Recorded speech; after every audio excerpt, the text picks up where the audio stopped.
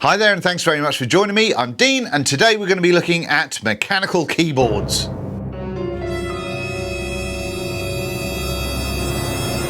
To get things properly kicked off on this channel, I thought it would be a good idea to make a few videos about a new hobby that I've just taken up, and that is mechanical keyboards.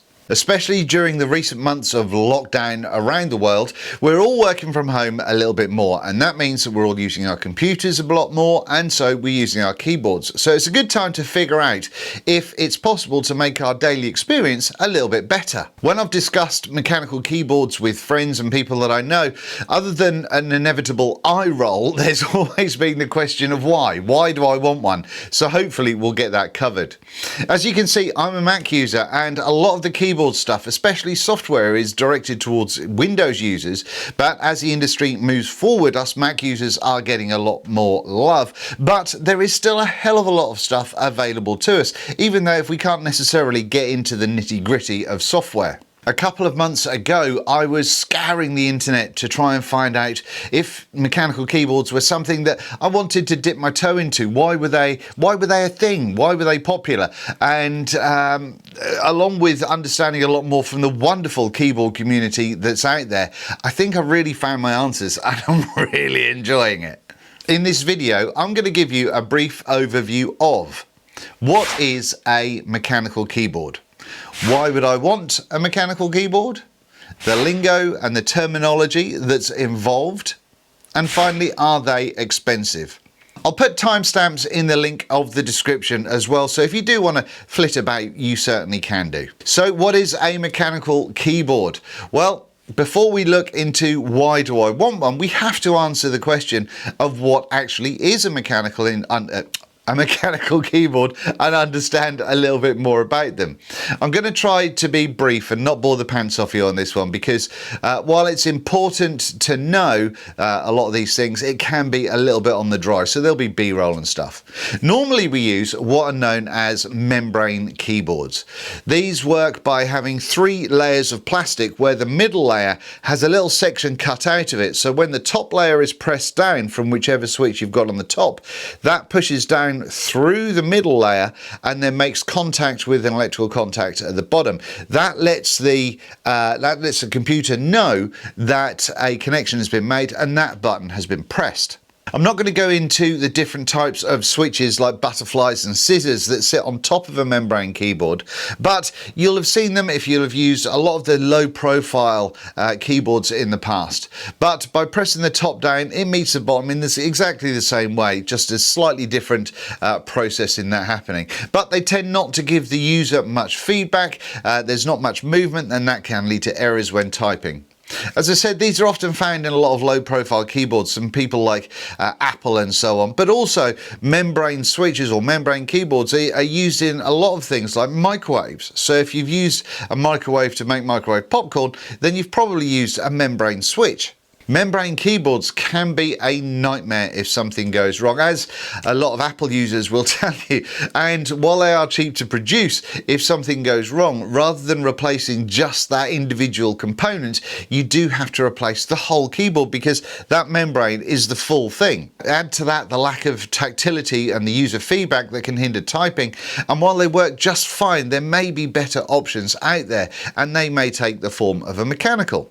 Mechanical keyboards work in a very different way. The switches in a mechanical keyboard make a physical electrical contact within the switch itself. So if you find yourself with a knackered G key or space bar, you can replace just that component rather than the whole thing. You can find varying levels of feedback and sound when typing. They're all not just clicky clacky. Also, the length of travel before the switch actuates. Words are hard. Gamers tend to love mechanical keyboards because of their consistency when they're pressing and actuating very, very quickly. But if you're typing all day, you may find that mechanical keyboard allows you to be more accurate and faster because you don't have to use the same pressure that you would on a membrane. We do have optical switches as well, which can feel very mechanical like, but they use lasers and stuff, and we'll look at those another time. They don't work in exactly the same way. Mechanical keyboards can also give you a near infinite amount of customization. So sizes, their colours, the switches you use and more. So yes, you can absolutely simply change up your daily typing or gaming experience, but you can also go balls deep into a new hobby like me and get very excited about different switches and keycaps and stuff that's easily accessible, other stuff that isn't, and all that sort of stuff. It can certainly be a hobby. So why would I want one, I hear you scream. Whether you want a tidier desk or better ergonomics, or if you want just something that feels better or something you can customize, something that sounds different, a way of brightening your daily grind, or a myriad of other reasons. A mechanical keyboard words can really give you all of that. Mechanical keyboards can reduce fatigue when typing. Depending on the switches you use, they can also be more accurate than a membrane. As I mentioned a minute ago, you're not having to press the switch all the way down to actuate it. You can really tune in the amount of pressure that you want to use for each keystroke, depending on which switch you use. Add to that you can replace a single switch if it breaks, as I mentioned, and you can have waterproof, dustproof for longevity. You can also have backlit or not. You can have RGB doing all sorts of colourful things or not. And you've got yourself a workhorse that will last you a long time and can completely change the way you work, the aesthetics, or just having a tidier workspace. It's not all about the clicky-clacky loudness of the 80s anymore. It's really a thing in its own right, and there's a massive community behind it. So when it comes to the lingo or terminology of these things, first we have the size. This would be your regular keyboard. Function row at the top, the numpad to the right, and you can see it can take up a fair amount of desk space. They'll have a whopping 104 keys normally, and a lot of the time you'll only use half of that. 10 keyless, or 80%, the numbers do lie there, are often around 87 keys, mostly just losing the numpad. Still the same size typing area though, but it is a strong contender for positive ergonomics, reducing shoulder tension as everything is in reach of your home keys, more or less. A 75% keyboard takes that down another step by taking away all the gaps, and these can be a little too busy visually for some people, but again, once you're used to them, there's very little movement needed to get to everything you need when you're typing. Then we have my favourite, and my favourite recently is the 60%. Like the others, they still have the same size keycaps, however they have the smallest footprint of the easily available formats because a lot of the keys are dual function, so they have a little function key and the keys will do more than one thing. A 60% keyboard doesn't have the top row of function keys or the arrows or obviously the number pad, so that saves a lot of space. It is possibly the toughest to get used to of the readily available boards because of that lack of space. However, I find myself getting used to things quite quickly, and I'm not the brightest. While I have added a little helper now and then on my first keyboard, as you can see, the more recent ones have been a doddle to get on with, even though they do have ever so slightly different layouts. There are smaller and there are larger, but we've covered the basic readily available sizes. So what other terms do you need to be aware of? Well, a PCB. A PCB stands for printed circuit board and will be in most electronics. Different PCBs are available with different functionality and programmability, also Bluetooth and more. The main thing to be aware of is making sure you have the correct size PCB for the layout that you want, both size-wise and ISO or ANSI, which I'll talk about in a second. And when I say the size of what you want, if you're building one for your own, you want to make sure the case is the correct size for the PCB because the mounts all have to be in the correct places as well. Now, I mentioned ANSI and ISO. Well, ANSI is mostly American, while ISO is generally what the rest of the world uses. To tell the difference, the easiest ways is to look at the return or enter key. If it's a long one, then it's ANSI. If it's an upside down L, then it's ISO. And that's really just a layout thing. When it comes to exactly where the modifier keys are and the sizes of them though, that can change. But while we're not going too deep into that today, as we'll see some differences in the upcoming reviews with I've got two keyboards on my desk at the moment that are slightly different. I prefer the slightly tidier ANSI layout currently just because of the way it looks. So switches, Cherry, Kale, Gateron and more are all companies that make switches. The OG is Cherry though, with their cherry blues, reds and browns being the most often heard of. You'll often see that if you look at an advert for a keyboard. A lot of the companies have cloned or used the Cherry form factor to base their version on. Most of these switches work on the same kind of mount on PCBs. They tend to be 3 or 5 pin mount. The 5 pin can be more stable, but cut the extra legs off and boom, there you go, you've got a 3 pin. The colour of the stem will most often let you know what type of switch you're dealing with. Cherry browns have a brown stem, and the stem is the bit that goes into the keycap. So if you take the keycap off, that's what you see.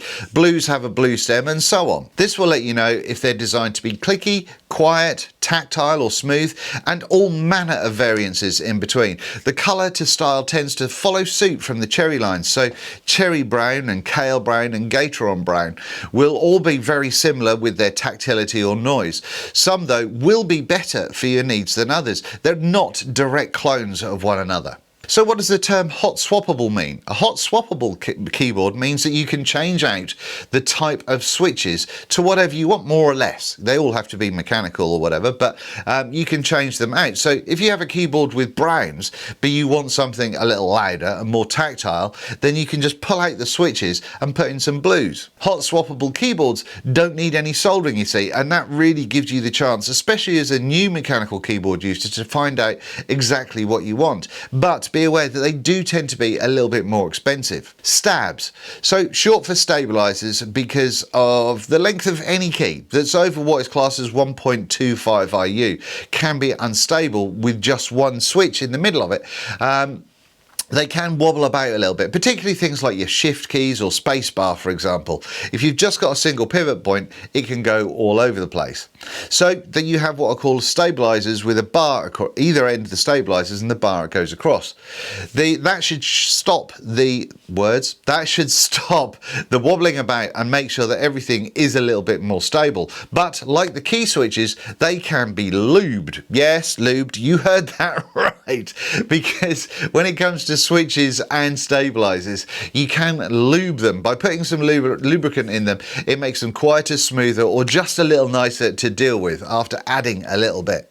This really is for the hobbyist though, and it's time consuming, and most people will certainly give you a weird look if you tell them that you've spent the last 4 hours lubing your switches.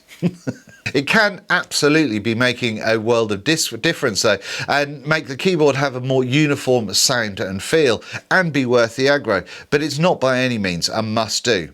I will be doing a separate video on lubing to your tactile switches and keyboards though. So we've got switches and stabs all lubed up now. So now you have to make them look how you want them. And this is where the aesthetics really comes into it. But now you're entering the wonderful world of keycaps. Different colors, different materials, profiles, not on Tinder profiles, I mean the size and the shape. While there are some standard profiles, the colors of the caps and the legends, what they say on them, whether they're shine through or whether they're solid, whether they're laser etched, double shot or a myriad of other things, it's all up to you. Now that can be very confusing, but we will cover that later on in the channel. You can get a cheap set for under 20 quid, or you can order specialist low production numbers boutique sets with funky colorways and different designers and stuff, and spend literally hundreds on them. The whole situation can get absolutely nuts, but very exciting. This is where you can really get your keyboard to look good on your desk. However, different profiles may help in your typing experience as well. So it's not just to look pretty. Although if aesthetics are your thing, you'll find yourself scouring the internet trying to find the right color scheme for your office or workspace or desk or mouse mat or whatever else. I know I certainly have done. So are they expensive? Well, like most things, you can go cheap or you can go nuts with it. And while the law of diminishing returns certainly does apply with keyboards, the same as most things, the difference between a 30 quid keyboard and 130 can be monumental. Once you go past that sort of level, 150, it starts dropping. The first keyboard I had was an AK33 from Amazon, and it cost me about 36 quid. And I'll pop a cheeky little affiliate link down in the description. It doesn't cost you any more, but if you're thinking about dipping your toe into the mechanical world, it's certainly a nice little place to start. But as you'll see in an upcoming video, because I will cover it in full, it's certainly not without its challenges, mainly regarding a slightly weird layout, which means customizing your keycaps can be a bit of a challenge, and it isn't hot swappable, so you can't change your different things. So I got blues in mine, blue switches, and they're fine, but I'll cover that later. I have another video coming up where I pretty much made my own, and that's the white keyboard that you can kind of see under there somewhere. That one is hot swappable, and so I put the switches and keycaps in that I wanted. Subscribe to hear more about that one, but that was about £100. Yet another video that's coming shortly is for a keyboard that can either be $129 or $149, pre-made, and hot swappable, and it's extremely solid, and that's the F60 by Iqnix. I can't wait to show you it because I think it's a massively underrated keyboard for the money. It's the green one that you can see on my desk. Again, like before, I have a link in the description if you do want to get into that. So that's it. That's as much as we're going to cover today. I hope we've learned something a little bit more, but certainly giving you a little bit more information to work with. Hopefully you'll subscribe and so you can see some more keyboard shenanigans, as well as other bits and pieces that will be coming up on the channel in the very near future. But for today, thank you so much for watching, and I will speak to you very, very soon. Have a great day.